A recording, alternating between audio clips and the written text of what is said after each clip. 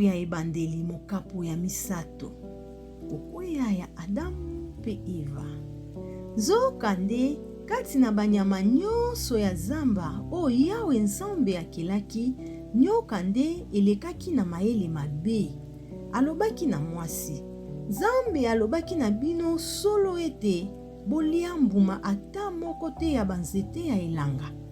Mwasi azongisaki epai ya nyoka, toliaka bambuma ya banzete ya elanga, kasi na oyo etali mbuma ya nzete oyo ezali na katikati ya elanga, Nzambe alobaki bosengeli te kolia yango, pe bosengeli te kosimba yango, noki te bokokufa.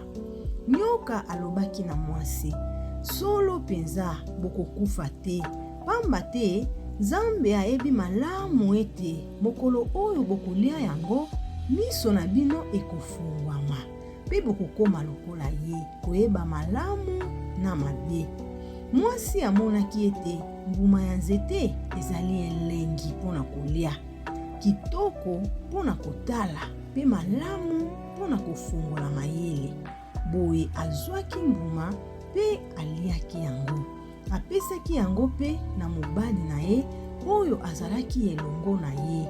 Bongo ye pe mobali aliaki yango. Mbala moko miso na bango mibale efungwamaki, pe basosolaki ete bazali bolumbu. Boye basangisaki makasa ya nzete ya figi pe bamizipaki. Na pokwa bayokaki makelele ya matambe ya Yawe Nzambe kotambola kati na elanga. Boye mobali pe mwasi babombamaki kati na banzete ya elanga mpona kokima Yawe. Kasi Yawe Nzambe abengaki mobali pe atunaki ye, ozali wapi?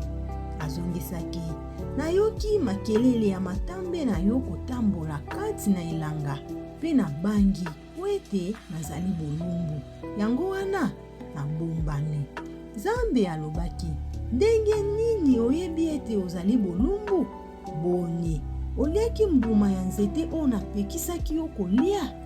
Adamu azongisaki, ezali mwasi oyo opesaki ngai lokola mosungi nde apesaki ngai mbuma ya nzete yango, pe nalie yango. Yawe Nzambe alobaki na mwasi, mpona nini osali bongo? Mwasi azongisaki, ezali nyoka nde akosaki ngai pe naliaki yango. Boye Yawe Nzambe alobaki na nyoka, lokola osali bongo, olakelami mabe kati na bibwele pe banyama nyonso ya zamba. Okotambola na libumu, pe okobanda kolia putulu bomoi na yo mobimba. Nakotia koyinana kati na yo pe mwasi, pe kati na bakitani na yo pe bakitani na ye.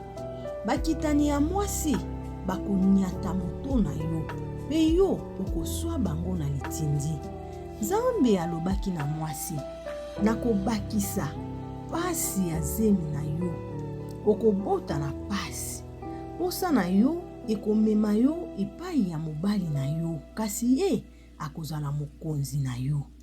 Yawe Nzambe alobaki na Adamu, lokola oyokelaki mwasi na yo, pe oliaki mbuma ya nzete oyo na tina na yango, napesaki yo mobeko oyo kolia yango te.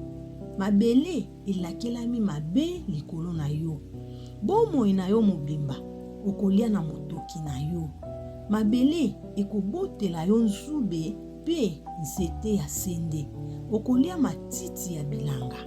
Okolia lipa na yo na motoki ya elongi na yo, kino okozonga na mabele epai wapi obutaki, pamba te ozali putulu pe okozonga na putulu. Mobali apesaki mwasi na ye kombo Eva, pamba te azali mama ya bato nyonso ya mokili. Yawe Nzambe asalelaki Adamu pe mwasi na ye bilamba ya poso ya nyama, pe alatisaki bango yango. Yawe Nzambe alobaki, tala, moto akomi lokola moko kati na biso mpona koyeba malamu pe mabe. Sikoyo esengeli te kopesa ye nzela ya kotia loboko na ye mpona kozwa lisusu mbuma ya nzete ya bomoi mpe kolia yango, noki te aumela libela na bomoi. Boye Yawe Nzambe abenganaki ye na elanga ya Edeni po ete asala mosala ya mabele epai wapi autaki. Nsima na kobengana moto, atiaki basheribe na ngambo ya este ya elanga ya Edeni na mopanga ya moto oyo ezalaki kobaluka bipai na bipai mpona kobatela nzela ya nzete ya bomoi.